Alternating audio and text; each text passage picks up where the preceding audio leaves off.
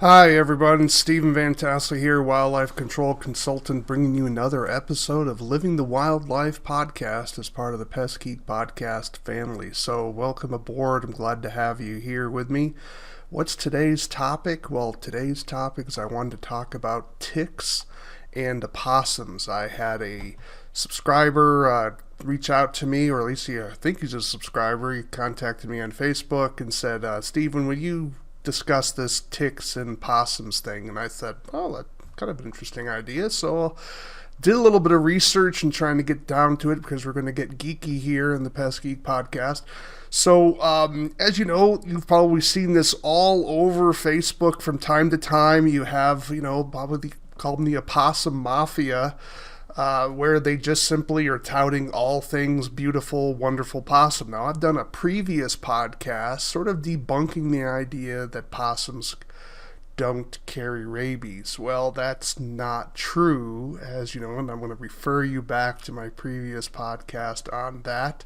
It's going to be in the archives, or you can Google it on YouTube. So we do know that possums can carry rabies and have had tested positive for rabies, but it's just very hard for possums to contract rabies, likely due to their low body temperature. Well, what about ticks? Are possums going to be the solution to tick-borne illnesses if we allow them to just simply scurry the countryside? And are we as wildlife control operators increasing the tick load in the environment if we're killing possums for clients and that sort of thing? So it's a complicated question. It's an emotional question. So let's start off straight away with this particular issue. First, you have two different groups of people out there, the possum lovers and the possum haters. I'm in the possum lover camps. I think they're a really neat creature. I have a warm spot for possums, okay? But I've killed some, to be sure, but I like possums. I think they're kind of a neat, I call them a four-wheel drive garbage can, because they basically eat almost anything. They're an amazing creature.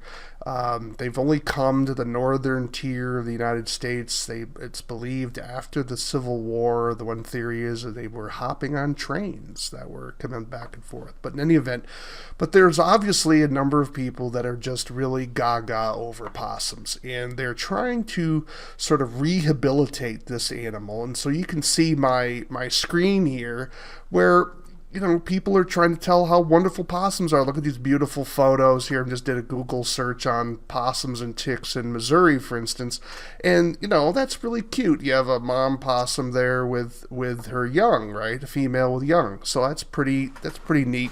And they're kind of ugly enough to be cute, as you might know. So this issue of how many ticks do they eat would be an important one, because as you all would know, is that ticks are a significant problem because they vector Lyme disease. There's some other diseases that they would carry as well, but Lyme would probably be the one that really captures the most attention. So where did this idea about ticks and possums come about? Well, let me show you. I'm going to pull up the article here and pull this over to my new screen. All right, so bring this up for you. All right, so here we go. This is the name of the article, just so that you have it, so you don't think I'm just speaking just from my own knowledge here. No, I'm speaking on my knowledge is based on this, as well as some other information. So this is the article, and let me read it for those who are listening. It's by F. Keesing, J. Brunner, S. Duerr, M. Killilea, K. LoGiudice, K. Schmidt, H. Vuong, and R. S. Ostfeld. It's a multi-author. That's one of the things you have with scientific literature. You often have many, many authors. And the title of the article is Hosts as Ecological Traps for the Vector of Lyme Disease. And it was published in the Proceedings of the Royal Society, and that was in 2009, volume 276, pages 3911 through 3919. So let's go over that title one more time for those of you trying to write it down. Hosts as Ecological Traps for the Vector of Lyme Disease, published by the Proceedings of the Royal Society, 2009, that's when the year it was published, volume 276, pages 3911 through 3919. So, got a copy of this particular article. I think you can Google it yourself. I think they've made it past the firewall there.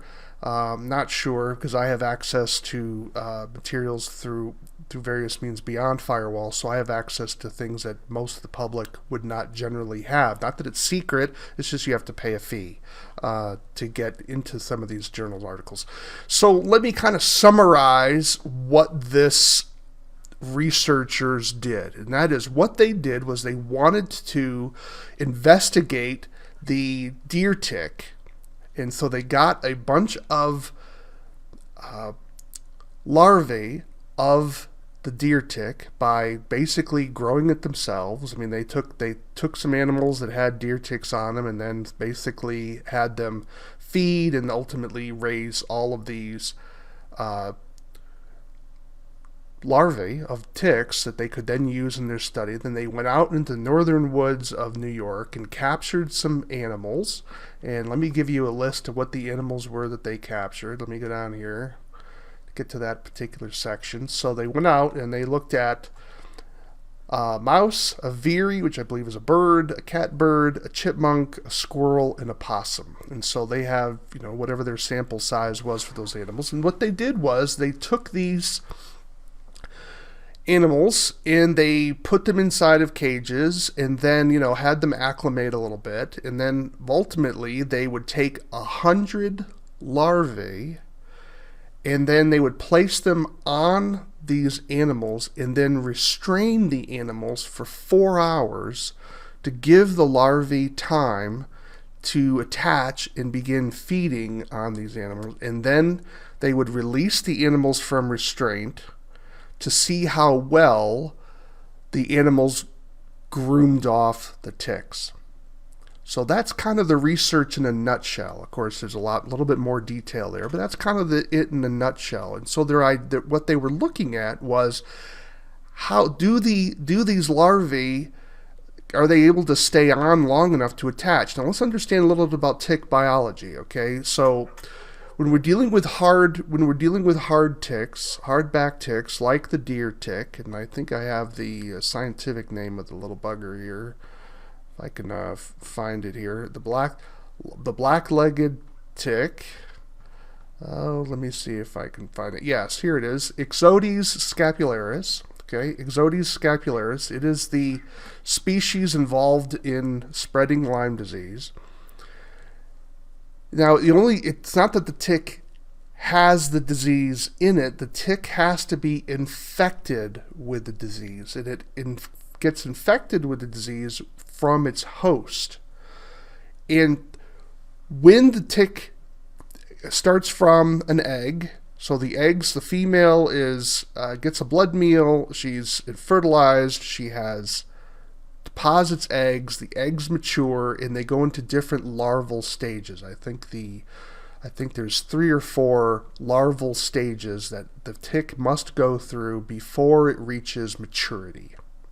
And each phase of the cycle, the tick must get a blood meal. So what is it feeding on? And so one of the animals it's feeding on, of course, is deer mice. And so it's believed that these ticks are getting infected from either a deer mouse, a chipmunk, and I believe the third animal was, let me just do a quick search here.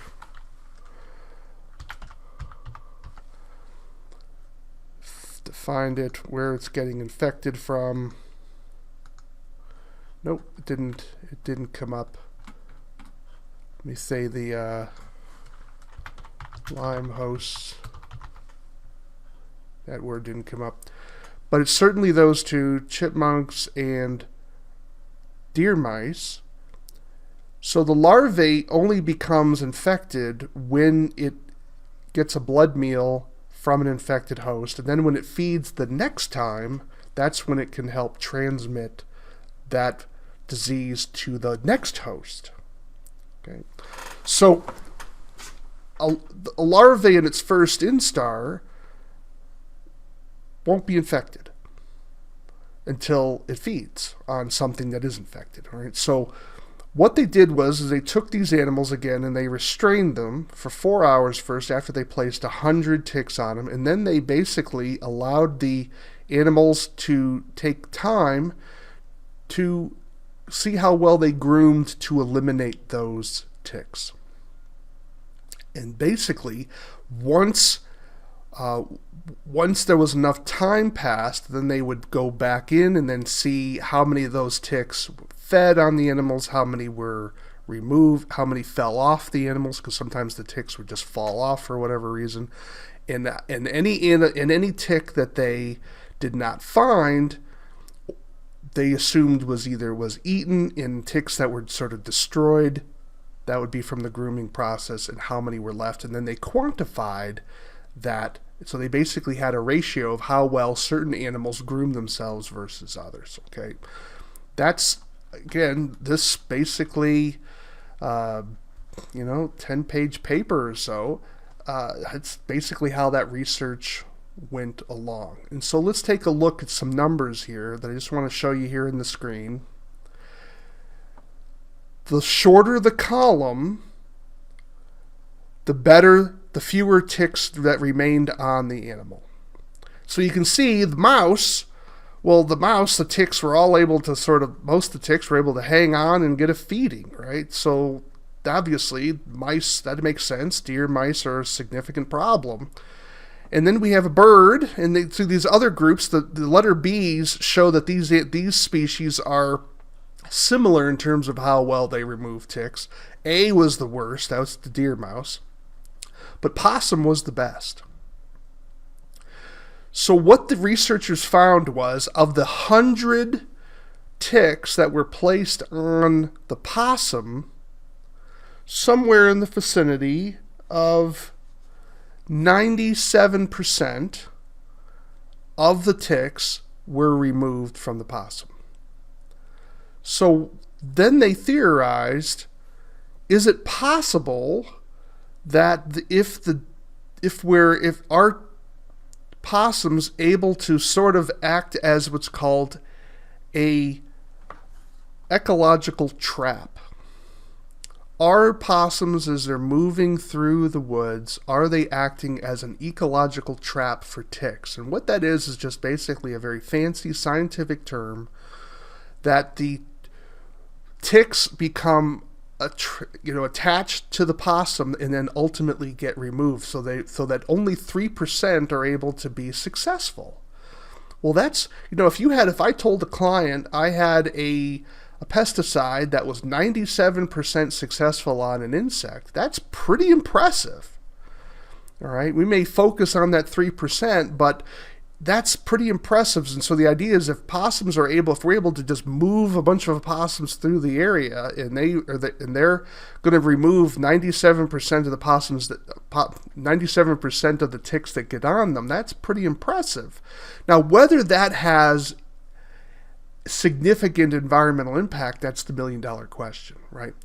So part of the mythology you may be seeing on Facebook is, if you're thinking that possums are out hunting ticks in the environment, that's not true. Okay, that's not what possums are doing. They're not spending their time looking at blades of grass, trying to snatch the tick, questing.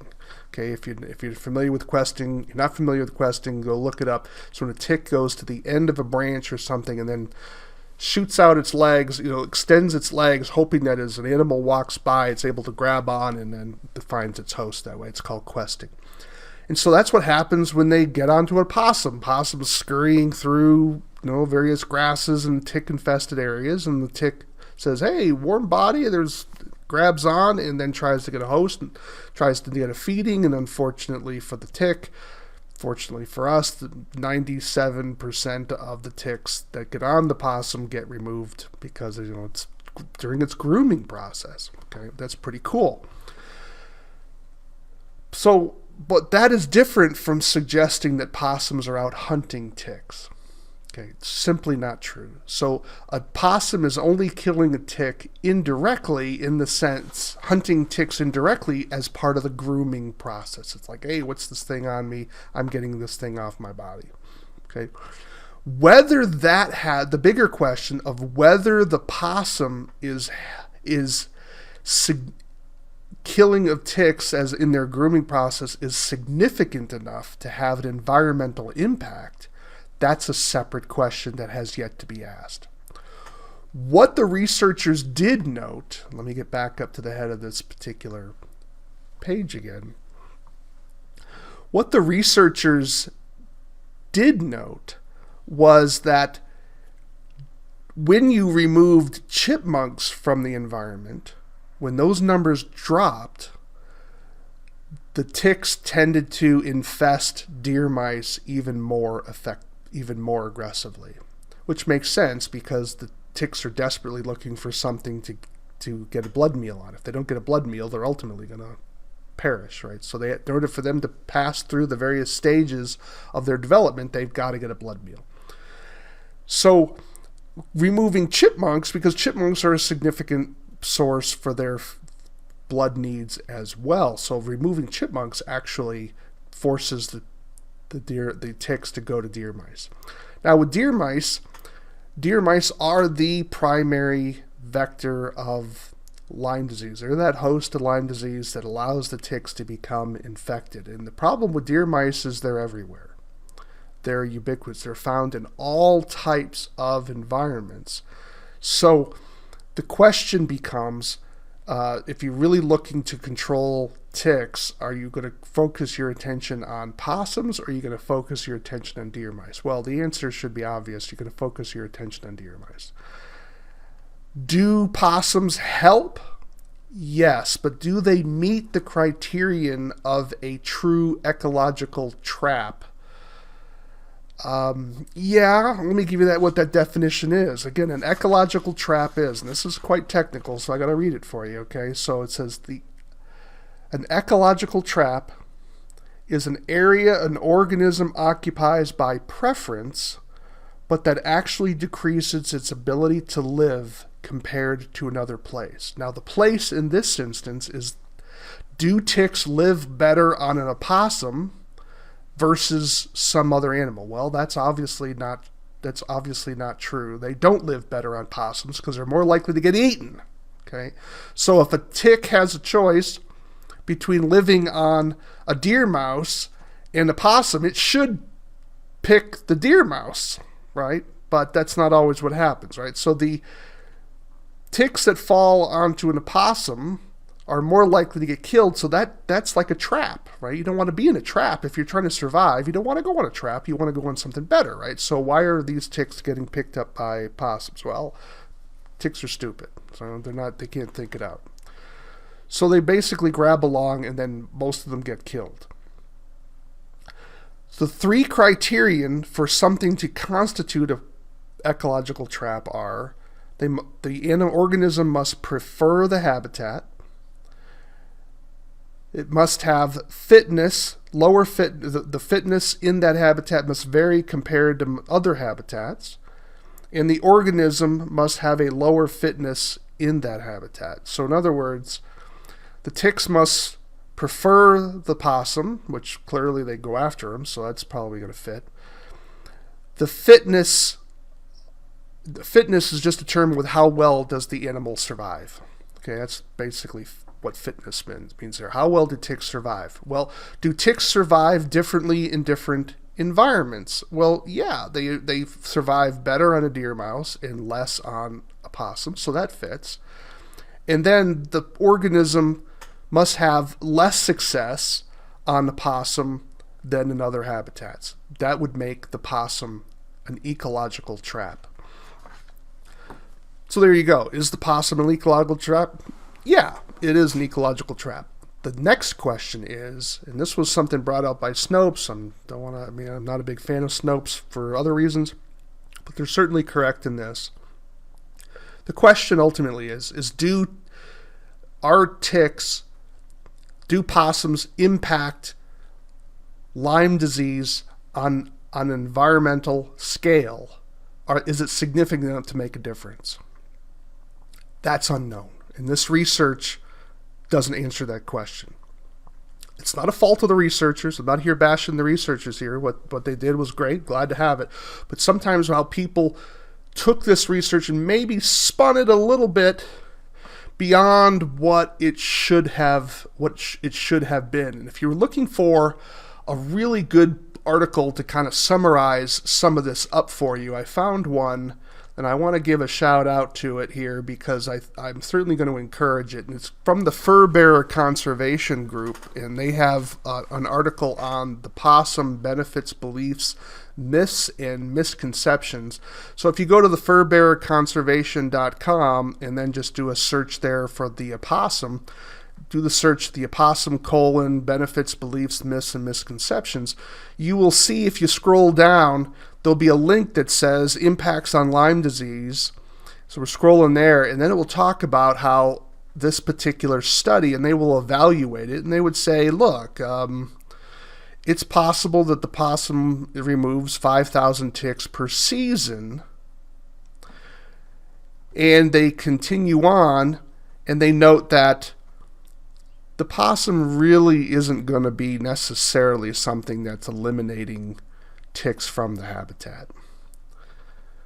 So the possum is only good at eliminating ticks from its own body. Whether it's eliminating ticks from the environment in any meaningful way is dubious. It's sort of like the difference between, do you think that I'm a mosquito magnet. I mean, mosquitoes love me, okay? Just because I slap and kill a mosquito on my body doesn't mean I'm really contributing to the management of mosquitoes in my area. See the difference? So yeah, have I removed a mosquito from the habitat? Yes, I have. Is it noticeable to my neighbor who's also slapping one? And the answer is no, right? I'd have to be killing tens of thousands of them probably to make a noticeable difference. Okay, that's the same thing with an opossum. So is an opossum helpful? Well, sure. Anytime a possum or any animal kills a tick, it helps. But is it significant enough to make a meaningful difference so that it's safer for you to walk into the woods without taking precautions? And the answer is probably not, right? So maybe additional research will come in that'll prove that it does, but we'll wait and see. But right now, I'll just read this little paragraph for you. It says, the notion that opossums actively consume ticks found on their body has been grossly overstated to suggest that the animal is an integral component of the control of Lyme disease, a statement that has yet to be proven in any capacity. I think that sentence basically says it all, and that came from the furbearerconservation.com, and I think that's a very reasonable concept. So how do we summarize this up a little bit for you? Because we've gotten a little geeky on you here, and I know this may get your eyes may glaze over a little bit. So understand that we have a group of people out there that love possums and are trying to get other people to love them too. Just like what you saw with bats, bats allegedly the great mosquito controllers of the universe. People sometimes, in their desire to rehabilitate an animal that's despised, overstate the benefits to try to get people to stop hating them. I think that may have been what happened with the possums here, where people have said, possums never get rabies, possums kill all the Lyme disease ticks, possums are wonderful and the savior of mankind, right? And you're like, okay, well, they've sort of overstated it. So let's kind of summarize it a little bit, because we as professionals need to have a rational, grounded understanding of wildlife. If you hate animals, you're in the wrong business, right? So let's be blunt about this. If you just like killing stuff and you just somehow that makes your day, there's something wrong with you. You need help. Okay. Do we kill animals? Yes. Are we is our motivation every day to see how many body counts we can get? If that's your motivation as a wildlife control operator, there's a problem. You have a problem, and you need to get that addressed. Because our desire is not to see how many animals we kill. Our desire is to see how we can resolve conflicts between animals and people. And sometimes that requires an animal to be killed. And other times it means maybe we need to shut the barn door to keep the animal out of the building. So one of the analogies I give when I do training, as I said, of a farmer is losing corn to deer. And the farmer says, we got too many deer. And my question to that is that really true? Is that really the problem? Is the problem too many deer? Or is the problem that the deer are eating his corn? Well, if you think about it, the problem is the deer's eating the corn. If you can stop the deer eating the corn, it doesn't matter how many deer there are. There may be other problems with too many deer, but whether you have 1 billion deer or 5 deer, if you stop the feeding on the corn, is the farmer's problem solved, right? So that's the issue. So we're not into just killing stuff. So in that sense, if you just, hate possums, I met a trapper once who just, he hated possums. I get it. There's no value to their fur, and they got into his traps, and it just caused him to, he just went ballistic. It was amazing. But we as wildlife control operators, we can be upset, and we may be killing possums for various reasons, but it shouldn't be, we should not have a vendetta against particular animals. And I would just hold as a side note, an invasive species would be different because that doesn't belong in the environment. So we want to have a balanced view. So when we have clients who hate possums and we have clients that love possums, we should be that middle balancing act. Okay? Because if you're a deer owner, possums could be deadly to your horses because of the parasite that they can kill. Equine myoencephalitis. Okay, EMC, I believe it is. So you want to make sure that we have a balanced view. So we don't need to overstate how great possums are, nor do we need to demonize possums as the great Satan. So we need to have a balanced view here. So I think what's happened is that people have sort of looked at possums as these possum advocates, and they've overstated what possums are going to do when it comes to ticks. Do possums kill ticks? Yes, but the ticks on their body, not out in the landscape. So basically, it's like they're walking through, a tick gets onto them, they remove that tick. They are not actively hunting ticks to remove them.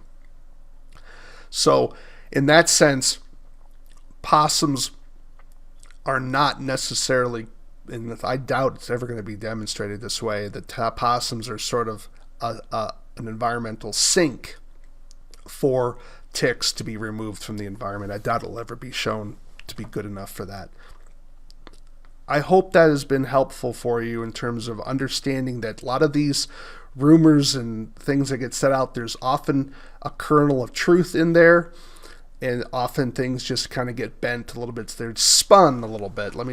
I'll put it a little bit more positively. There's a little bit of a spin put onto it that just doesn't put the right context on it. So possums are incredibly detailed in terms of how they're getting these nymphs, these larvae off of their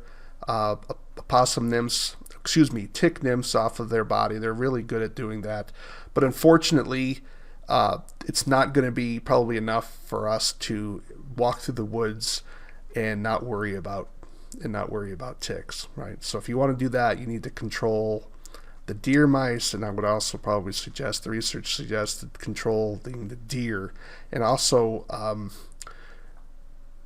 doing different things with our habitat and environment, which is going to be very hard because the Northeast is heavily populated and urbanized at this point. So the deer mice and the deer, those two are the pinch points for ticks to really control control them on the landscape, and I doubt politically the public will accept the solutions there. So are possums wonderful? Yeah, I think possums are really cool. Are they going to eliminate ticks off your environment? No. They just eliminate them off their body, and they at a rate of about 97%, so it's pretty impressive. Chipmunks and deer mice, however, are around, and they're feeding a lot of the ticks, so definitely consider that as well. Check out the article if you want. Certainly, let's give some kudos back to that particular article again as I pull it up, just to give it another shout out here. Again, Keesing, Keesing, 2009, host says ecological traps for the vector of Lyme disease, published by the Proceedings of the Royal Society. This article generated a firestorm, but it's been kind of a little misunderstood in terms of how much it went. You as pest geek professionals living the wildlife, make sure you don't get caught up in that, and help educate your clients about the fuller story of this. So I'm Stephen Vantassel, wildlife control consultant. Hey, take a little time, subscribe to the channel, make sure you send me an email, tell me what you think, ideas for future shows. I would love to hear from you. We don't have any sponsors for this particular show other than myself. Do check out my books at wildlifecontrolconsultant.com. And if you have something you want to send me, it's wildlifecontrolconsultant@gmail.com, wildlifecontrolconsultant@gmail.com. And remember, we want you to live the wildlife, not be the wildlife. Take care.